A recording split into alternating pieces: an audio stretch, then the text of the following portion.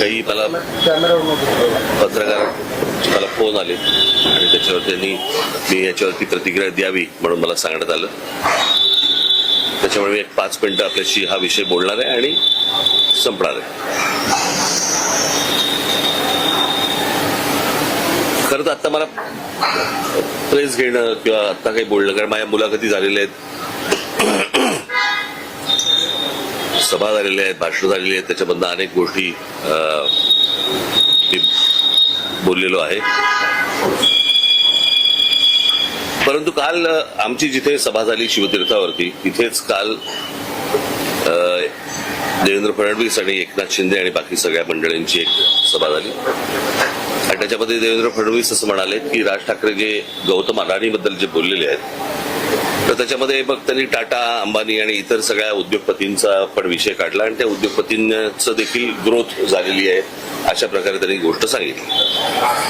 मुळात मी माझ्या भाषणामध्ये पण मी ही गोष्ट सांगितली होती, हा विषय कुठच्या उद्योगपतीच्या विरोधातला किंवा उद्योग समूह किंवा उद्योग येऊ नयेत याच्या विरोधातला हा विषय नाहीये.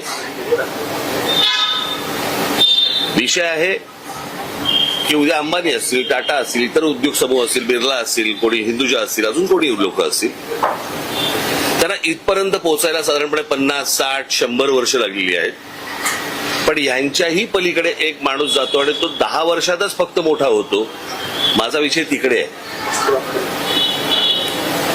म्हणजे उद्या तुमचं सिमेंट पासून, स्टील पासून, पोर्ट्स पासून, एअरपोर्ट्स पासून, विजेपासून या सगळ्या गोष्टींची मोनोपॉली ज्या वेळेला एका माणसाकडे यायला लागते, त्यावेळेला एखादा माणूस हा या देशाला वेठीस धरू शकतो आणि त्याला सगळ्या गोष्टी पुरवणारं हे केंद्र सरकार ज्या वेळेला असतं आणि त्यांना ज्या वेळेला केंद्राकडनं ज्या वेळेला पूर्णपणे एक रेड कार्पेट असतं आणि कुठेही जा आणि काही करा. माझा आक्षेप इकडे आहे. उद्या उद्योगधंदे वाढले, उद्योगपती वाढले, उद्योग आल्यानंतर इथे रोजगार निर्माण होतो. रोजगार निर्माण झाल्यावरती बाबा घरं उभी राहतात, मुलं मुली उभी राहतात, त्यांना नोकऱ्या मिळतात, त्यांचे संसार उभे राहतात. त्याच्यामुळे उद्योगाला विरोध आहे वगैरे हे असल्या मूर्खपणा माझा बोलण्यातनं नव्हता आणि नाही आणि येणारही नाही कधी. परंतु एक गोष्ट मला आपल्याला नमूद करू इच्छितो मी आपल्या समोर की या सगळ्या याच्यामध्ये अंबानी घ्या, टाटा घ्या, अजून कोणी उद्योगपती घ्या, बिर्ला घ्या, कोणी यांची एम्पायर स्वतः उभी केलेली आहे. यांनी यांचे उद्योग स्वतः उभे केलेले आहेत. म्हणजे आज जर समजा तुम्ही विमानतळ ही एक जर समजा गोष्ट बघितली तर 7 का 8 विमानतळं आज गौतम अडाणींना देण्यात आलेली आहेत केंद्र सरकारकडनं. आणि त्यातलं फक्त एक नवी मुंबईचं विमानतळ सोडलं तर एकही विमानतळ हे गौतम अडाणींनी बांधलेलं नाही. ही दुसऱ्यांनी बांधलेली, दुसरे चालवत असलेली किंवा केंद्र सरकारच्या हातात असलेली ही सगळी विमानतळं आहेत. त्याच्यामुळे एक विमानतळ सोडलं तर दुसरं कोणतंही विमानतळ हे गौतम अडाणीने उभं केलेलं नाही. पोर्ट्स याच्यामध्ये एक मुंद्रा पोर्ट सोडलं तर जेवढी पोर्ट्स आता त्या गौतम अडाणींच्या हातामध्ये आता आहेत त्यातलं एकही पोर्ट हे गौतम अडाणींनी स्वतःहून उभं केलेलं पोर्ट नाही. ही दुसऱ्यांची पोर्ट्स होती, त्यांना गन पॉइंट वरती आणून त्यांच्याकडनं ही संपूर्णपणे पोर्ट्स विकत घेतलेली आहेत.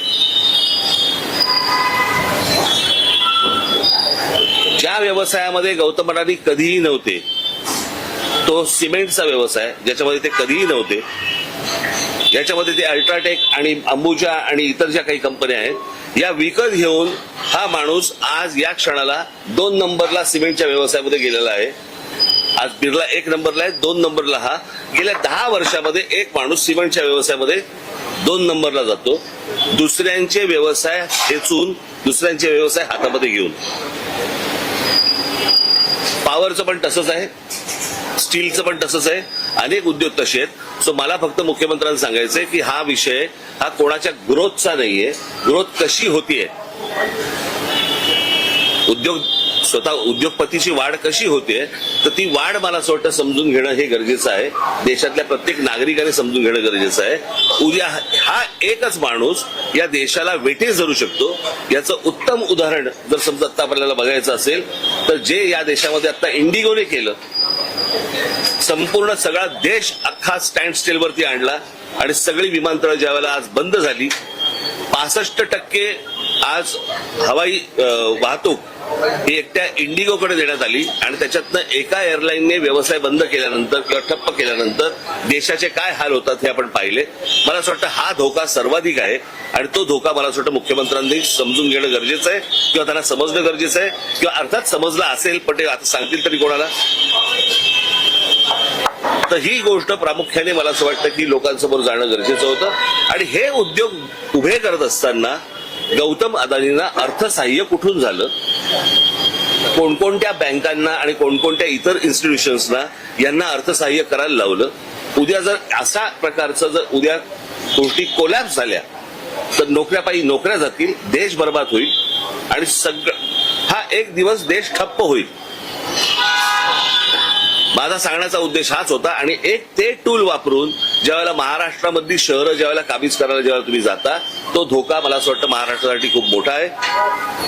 त्यावरतीचं माझं भाष्य होतं, हे मला तुम्हाला फक्त सांगायचं.